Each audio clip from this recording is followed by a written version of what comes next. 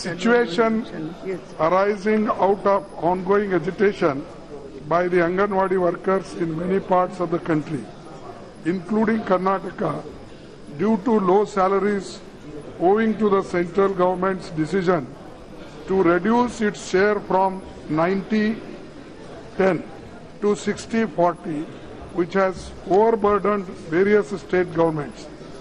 Further, the union government did not increase the honorarium for Anganwadi workers since 2011-12.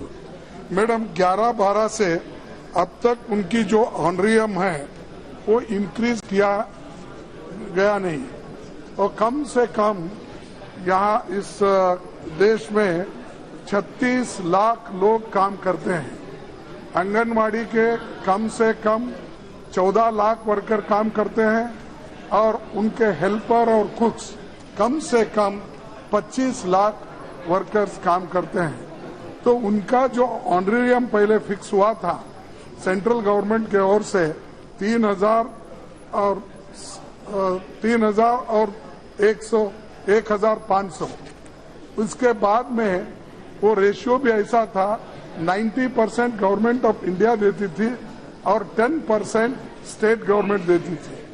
लेकिन अब ये government आने के बाद उसको रिड्यूस करके 60% सेंट्रल गवर्नमेंट दे रही है और 40% स्टेट गवर्नमेंट। इससे ये बोझा हो गया है और स्टेट बजट पे ये बहुत बड़ा भारी उनके ऊपर संकट आया है और वो लोग दे भी नहीं सकते और मिनिमम वेजेस के तहत उनको पैसा भी नहीं मिल रहा है।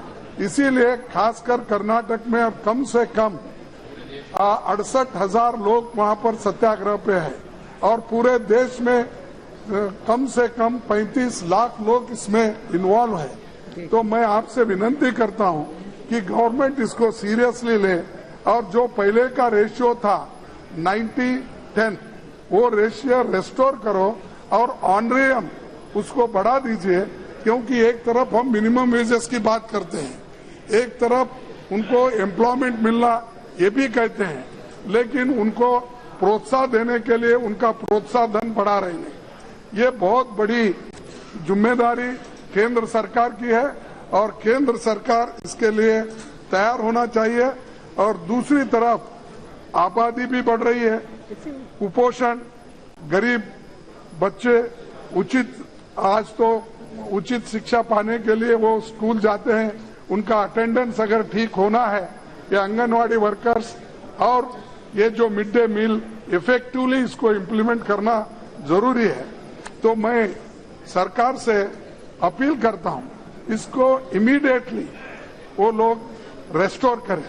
अगर नहीं है तो बहुत बड़ा इस देश में एजिटेशन होगा और अन्याय होगा, क्योंकि 35 लाख लोग हैं, एक नहीं दो नहीं, और हर स्टेट में 10,000, 15,000, 50,000, 1 लाख तक लोग काम करते हैं एक एक स्टेट में। तो ये बहुत बड़ी भारी संख्या में है। शायद मोर और लेस गवर्नमेंट सर्वेंट जितने होते हैं उतनी ही संख्या में ये लोग हैं, उससे भी ज्यादा है। तो मैं जो एक तरफ तो आप स्टेटों को मजबूत करने का, उनकी अर्थव्यवस्था बढ़ाने का बात की, और दूसरी तरफ जब प्लानिंग कमीशन को आप अबोलिश कर दिए तो ये इन्होंने सारी बातें बोल रहे हो, अपना विषय रख लिया आपने। ना ये मेरा विषय, सब मेरा विषय है, आपका विषय है, सबका विषय है मैडम, ये सबका विषय है और हर जगह है। आप चिंता मत करो, विषय सबका। तो इसीलिए मैडम ये जरूरी है।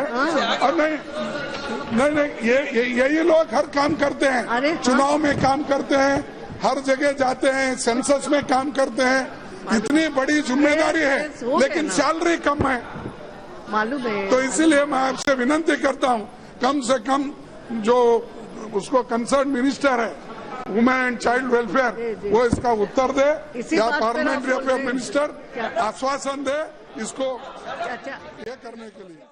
आपके प्रधानमंत्री ने मेरठ के भाषण में कहा कि पाकिस्तान की धरती पर हमने सर्जिकल स्ट्राइक किया, मतलब वो पीओके नहीं रहा, भारत ने अपना अधिकार भूल लिया। इसका प्रश्न का जवाब निशिकांत जी आपको देना होगा।